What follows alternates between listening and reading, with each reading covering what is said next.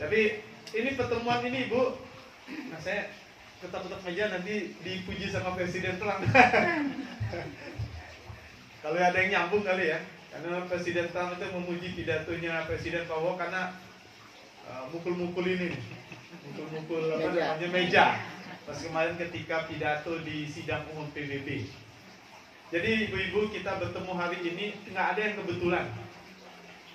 Tidak ada kebetulan di dalam pandangan dan pemikiran kita sebagai orang Islam, nggak ada, Ustaz. Jadi semua apa yang kita temui di atas muka bumi ini semuanya sudah diatur sama Allah atas izin dan kehendak Allah.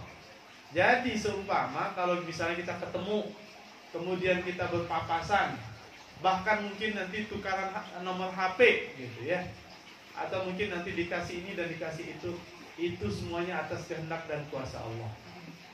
Jadi mulai sekarang kita nggak nyebutnya lagi kebetulan, kita menyebutnya dengan kata-kata qadarullahu wa ma syaa fa'ala. Nah itu qadarullah wa ma syaa fa'ala. Semuanya atas kehendak Allah, kuasa Allah, wa ma syaa fa'ala. Dan semuanya apa yang dia kehendaki dia lakukan. Ya, pertemuan kita hari itu nggak ada yang pertemuan kebetulan saya datang ke sini. Jadi ketemunya kita hari ini, malam minggu. Ya, malam minggunya ini semuanya adalah kehendak, kuasa dan petunjuk dari Allah. Ya, kalau kita nggak dapat petunjuk, males saya ikut pengajian malam minggu gitu ya. Ya, berarti nggak dapat petunjuk. Nggak dapat petunjuk dalam arti tidak disempatkan waktunya oleh Allah, gitu ya. Jadi itu pandangan kita dalam Islam, tidak ada yang kebetulan.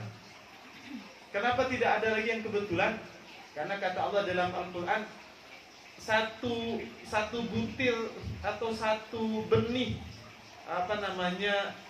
tumbuhan yang tumbuh di tanah dan juga ada daun yang jatuh dari pohon, itu Allah tahu semuanya.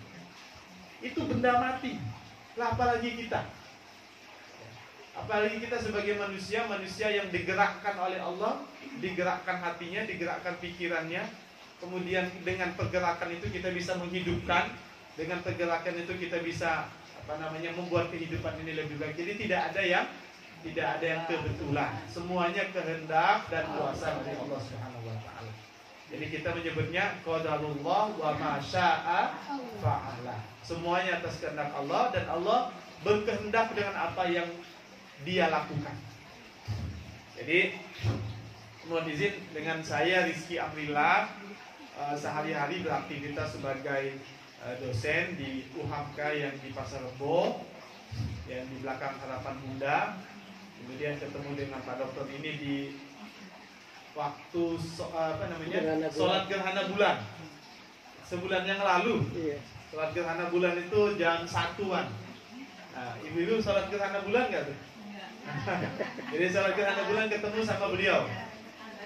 Ya, saya khawatir karena gerhana bulan itu sebelum pelaksanaan gerhana bulan itu takbir, tahmid. Takbirnya itu sama seperti takbiran ketika kita Idul Fitri atau Idul Adha. Saya heran, jangan-jangan mungkin kayak Ashabul Kahfi gitu. Ashabul Kahfi kan tidur 360 tahun. Ya 309 tahun, 309. Wala bithu fi kahfihim 300 sinina wasdadu tis'ah. Jadi Ashabul Kahfi itu tidur 300 ditambah 9. Itu Allah menyuruh kita untuk belajar matematika tambah-tambahan. Nah, jadi saya khawatir ketika takbiran itu, ini jangan-jangan sudah Idul Fitri gitu ya. Nah, jadi ketika sholat gerhana bulan itu ketemu sama Pak Dokter ini dan alhamdulillah menyambung dan ternyata sanad-sanadnya nyampe gitu ya. Ternyata ketemu juga sama Ustaz Andri, ketemu juga sama Ustaz Firmansyah. Nah, sama Ustaz Firmansyah satu kampung saya. Ustaz Firmansyah itu dari Palembang aslinya. Nah, satu kampung dulu di Palembang juga satu sekolah.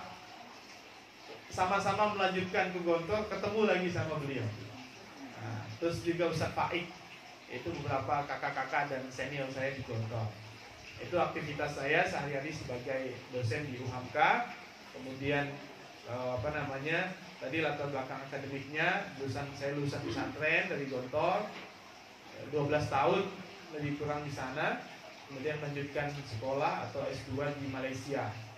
Harusnya sekolah S2 di Malaysia itu 2-3 tahun, tapi bablas terdaftar di sana 6 tahunan sambil kerja gitu. Jadi setelah selesai saya kerja.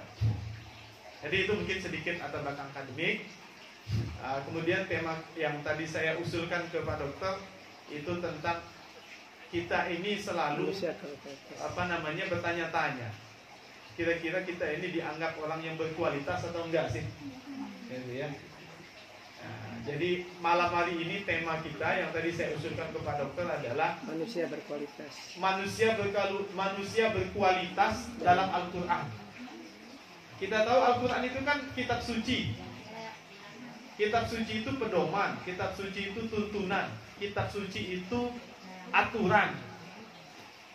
Coba kalau kita melanggar aturan kita apa? Undang-undang. Di negara itu namanya ada undang-undang. Pedoman. Di dalam organisasi ada namanya ADART. Gitu kan Bapak Ibu ya? Ibu-ibu ya. Di ADART kan itu pedoman. Oh kalau misalnya melanggar ini hukumannya. Anggota partai, mereka punya namanya mahkamah partai. Kalau dia ngomong macam-macam nanti disidang sama partainya, gitu kan?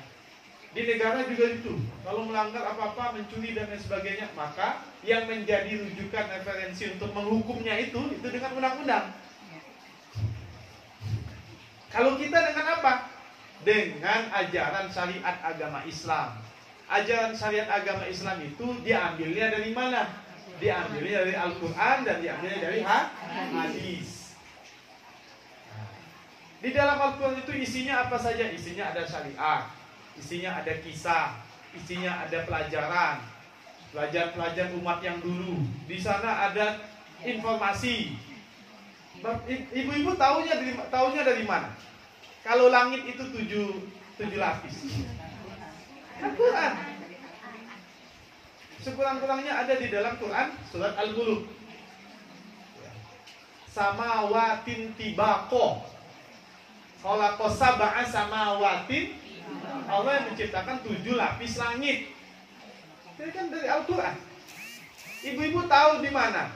Kalau misalnya saya tanya, orang yang nggak sholat dan tidak menyantuni atau tidak menyantuni orang miskin memberi makan, itu nerakanya neraka apa nama neraka? Itu nama nerakanya neraka Sakor. Masalakakum fi Sakor. Di dalam ayatnya, qalu lam nakum minal musallin wa lam nut'imul masakin. Neraka Sakor namanya. Neraka itu ternyata ada khususnya itu maksudnya, oh kalau yang tidak sholat nerakanya ini. Begitu juga dengan surga Bapak Ibu.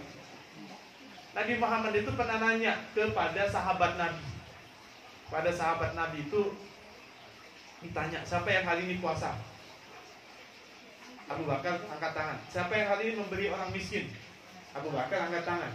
Siapa yang hari ini meringankan beban orang? Abu Bakar angkat tangan. Siapa yang tadi malam sholat tahajud? Dan macam-macam semua amalan-amalan itu.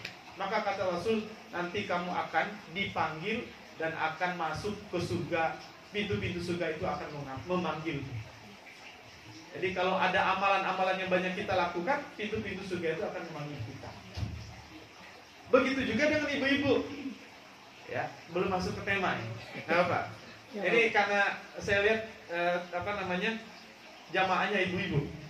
Ini ada hadis ibu-ibu. Bunyi hadisnya begini. Idza shallatil mar'atu khamsaha wa shamat syahraha. 2. Wahab udah pernah dengar hadisnya belum? Ini tentang ibu-ibu masuk surga. Ya. Kemudian nanti di sana ada penjelasan apa saja amalan yang harus kita lakukan. Idza shallatil mar'atu khamsaha wa shamat syahraha wa hafizat farjaha wa qila laha udkhuli wa ata'at zaujaha 4 wa qila laha udkhuli al-jannata min ayyi abwabin syi'ti. Jadi itu hadis tentang perempuan. Kalau perempuan sudah sholat, kalau perempuan sudah sholat 5 waktu. Idza shallatil mar'atu khamsa. Kalau perempuan sudah sholat 5 waktu. Wa shamat syahraha, dan sudah puasa di bulan Ramadan.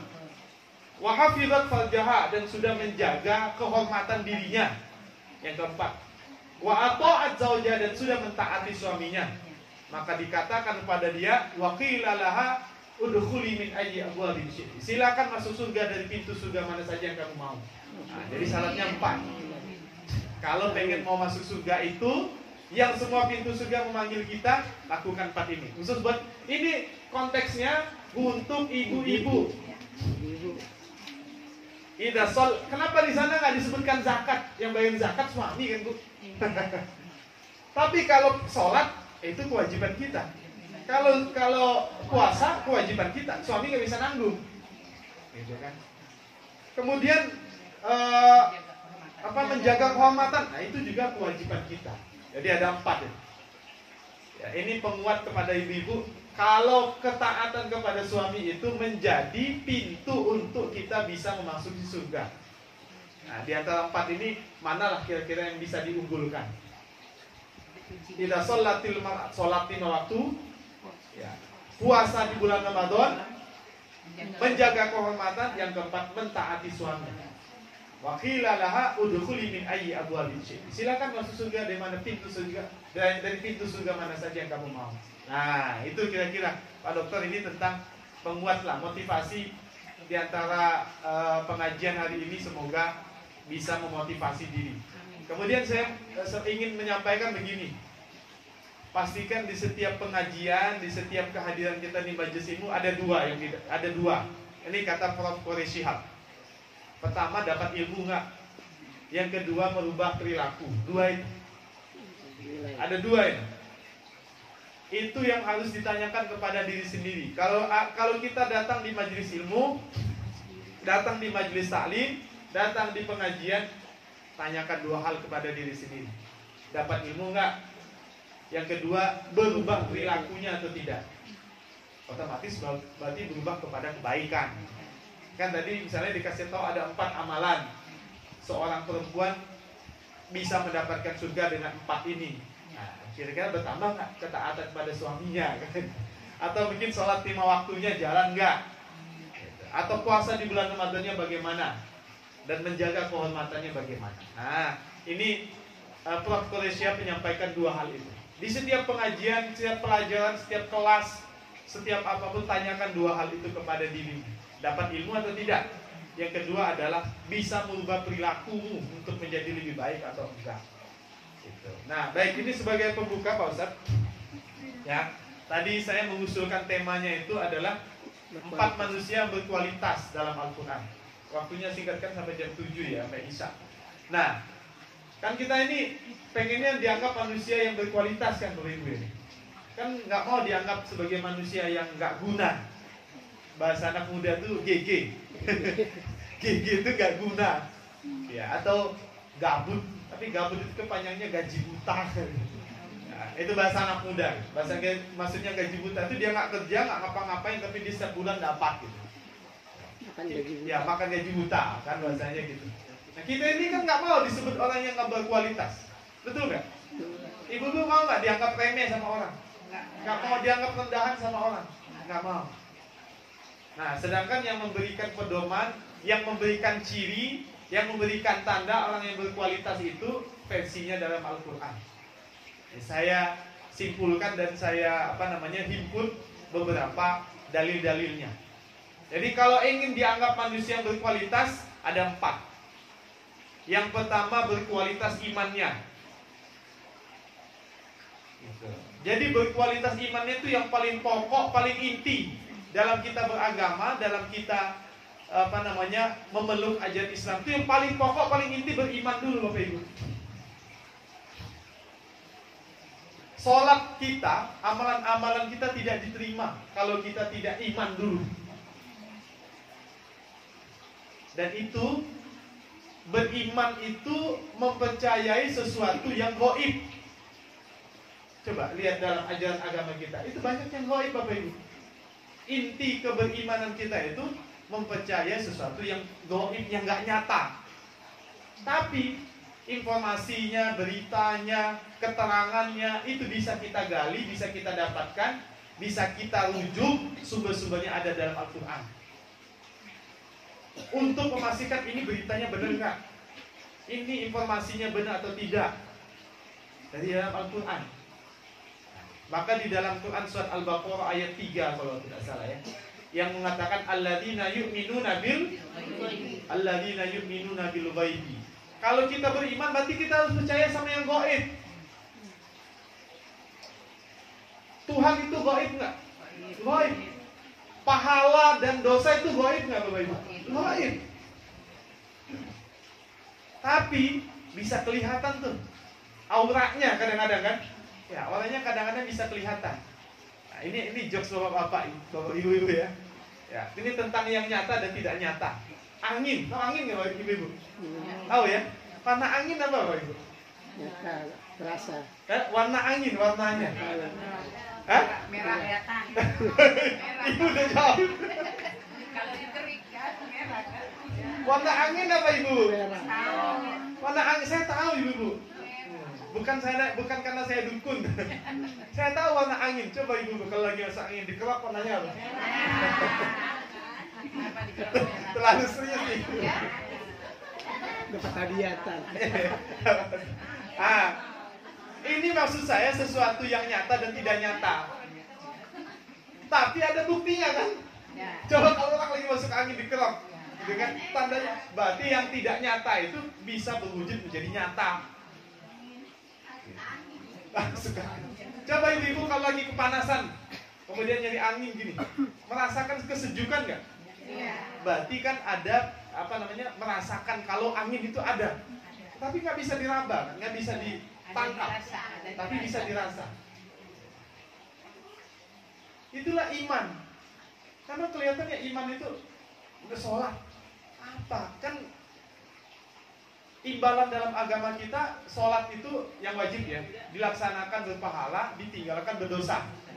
Kalau kita mengerjakan berarti dapat pahala kan? Iya. Kalau kita meninggalkan berarti mendapat dosa. Mana bentuk dosa dan mana bentuk pahala itu mana? Itu tidak bisa dipercayai, tidak bisa diyakini kecuali dengan iman. Maka yang paling inti di dalam keberislaman kita itu mempercayai sesuatu yang gaib. Surga neraka gaib nggak? Gaib Bapak Ibu. Tapi informasi beritanya ada nggak? Ada. Bapak Ibu kok tahu dalam surga itu mengalir air, sungai di sana ada macam-macam. Ada dalam Al-Quran. Bisa kita gali, bisa kita dapatkan informasi dari dalam Al-Quran. Bapak Ibu kok tahu kalau orang di neraka itu disetrika? Ada dalam Al-Quran. Yang di dalam ayatnya itu bunyi ayatnya itu begini, apa namanya? Ketika ditanyakan kepada manusia, ya, ketika itu mereka disiksa, ya, kemudian disetrika. Lupa saya ayatnya apa? Nanti saya cari, ya. Itu ayat tentang bercerita tentang siksaan. Ya. Belum lagi surga yang penuh dengan kenikmatan. Yang perempuan, ya, di surga itu karakter perempuannya itu adalah azwajun mutahharatun dalam Quran surat Al-Baqarah. Perempuan di surga itu perempuannya suci-suci terus. Kalau ceramahnya Ustaz Zainuddin MZ, itu maksudnya perawan terus itu katanya gitu.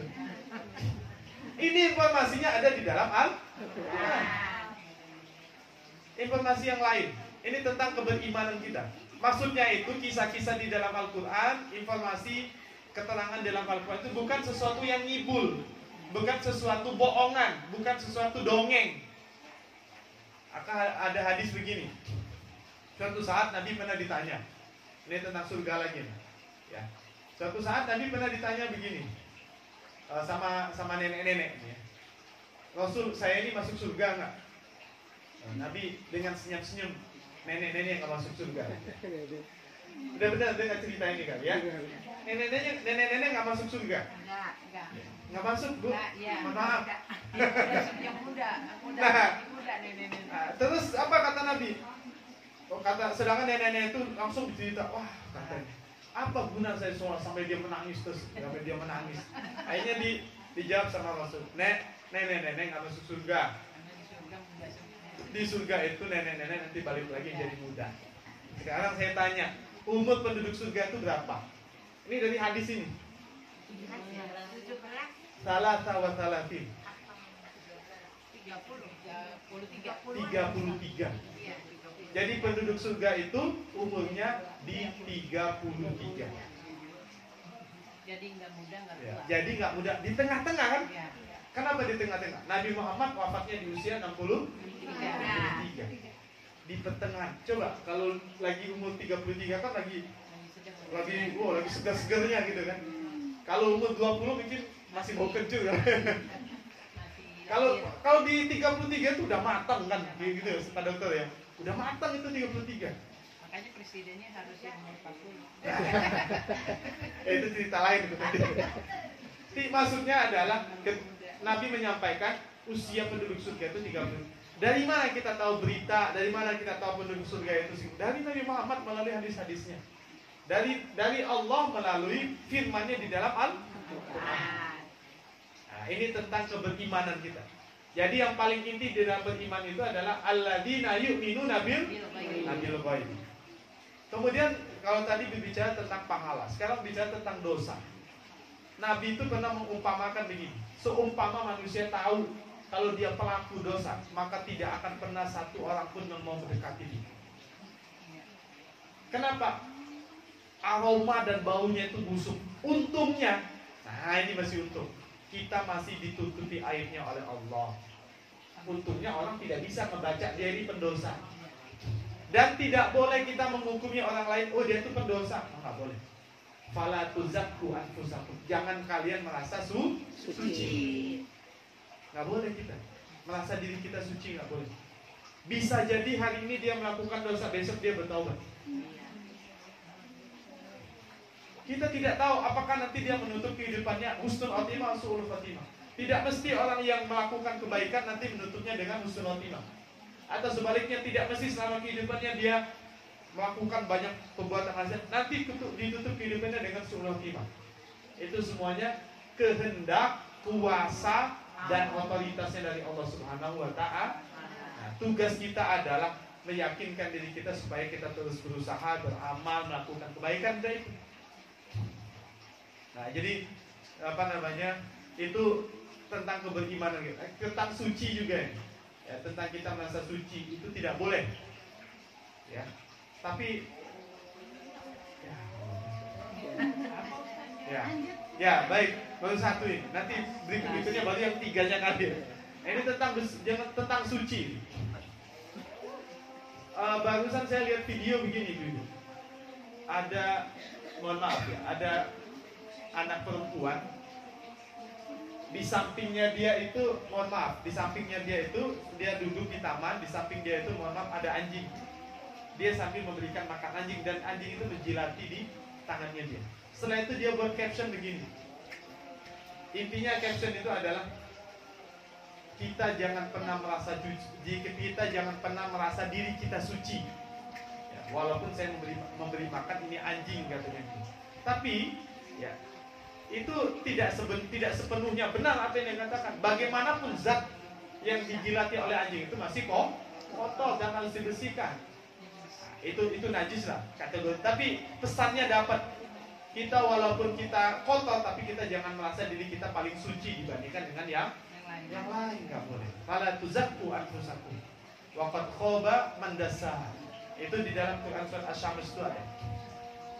Qad aflaha man tazakka wa qad khaba man dassaha. Telah beruntung orang yang mensucikan. Nah, ibu-ibu yang paling banyak di dalam diri kita itu bukan penyakit asam urat, bukan penyakit bukan penyakit kolesterol, gitu ya, darah tinggi, bukan.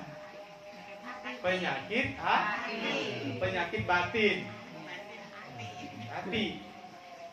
Nah ini tadi yang pertama. Jadi kalau kita pengen dicap oleh Allah, dikategorikan, ditandai dan diciri oleh Islam, oleh Al-Quran menjadi orang yang berkualitas, maka yang pertama adalah beriman yang kuat. Kualitas iman. Kalau berbicara kualitas iman sebenarnya masih panjang sekali. Ya. Nah, urusan iman itu Urusan iman itu tidak ada. Iman itu tidak bisa diwariskan, Pak Dokter ya. Nggak mesti ibunya rajin sholat, anaknya langsung rajin sholat, nggak bisa ya. Nggak mesti juga ibunya nggak pernah sholat, kemudian anaknya juga nggak pernah sholat gitu. Pesannya adalah iman itu tidak bisa tidak bisa diwariskan. Tapi iman itu bisa ditunjukkan. Nah ini loh, kamu nanti kalau nggak sholat itu amalan pertama nanti, maksudnya ngasih tahu, menunjukkan. Iman tidak bisa diwariskan, itu sesuai dengan lirik lagunya Raihan. Ya, apa namanya, ada grup musik dari Malaysia tuh Raihan. Ada yang tahu lagunya? Iman tidak bisa Iman tak diberikan. Iman tak bisa dijual beli. Nah, iman tak bisa diwariskan. Macam-macam. Iman tiada di tepian. Iman itu nggak ada di tepian pantai. Maksudnya iman itu tidak bisa ditemukan berserakan, tidak bisa dibeli. Iman nggak bisa dibeli. Termasuk keimanan kita jangan bisa dijual belikan. Iman diperjualbelikan itu gimana sih? Ya, diperjualbelikan maksudnya kan banyak tuh. Ya mungkin segaris dengan Indomie kan begitu ya. Maksudnya diperjualbelikan. Ya, untuk kepentingan sesaat itu nggak boleh. Nah kalau kita bicara tentang iman ini panjang sebenarnya. Kalau dikaitkan dengan kisah-kisah para nabi dan rasul, dikaitkan dengan apa namanya, keluarga para nabi dan rasul ini tentang iman. Contoh, saya ambil satu contoh. Tidak mesti bapaknya yang tidak beriman, anaknya tidak beriman. Contohnya adalah Nabi Ibrahim. Bapaknya Nabi Ibrahim itu di dalam Quran Surat Ali Imran disebutkan nama bapaknya siapa? Nama bapaknya Azar. Wa idh qala Ibrahimu li abihi Azara atattakhidhu asnaman alihah. Jadi Nabi Ibrahim itu sebenarnya sudah pernah nanya kepada bapaknya, Pak, kenapa bapak menjadi pemahat patung? Azara atattakhidhu asnaman. Kenapa membuat pemahat patung dan kemudian disembah patungnya? Coba bapaknya pembuat patung, kemudian patung itu disembah. Berarti bapaknya tidak beriman kan kepada Allah dan Rasulnya. Tapi Ibrahim jadi nabi nggak? Itu salah satu contoh. Tidak mesti bapaknya tidak beriman, anaknya tidak beriman. Tapi ini kembali lagi kepada hidayah, kembali lagi kepada petunjuk. Maka tugas kita ibu-ibu, tugas kita itu bukan memaksakan, tapi menunjukkan. Sebenarnya memaksakan juga boleh, mumpung masih kecil.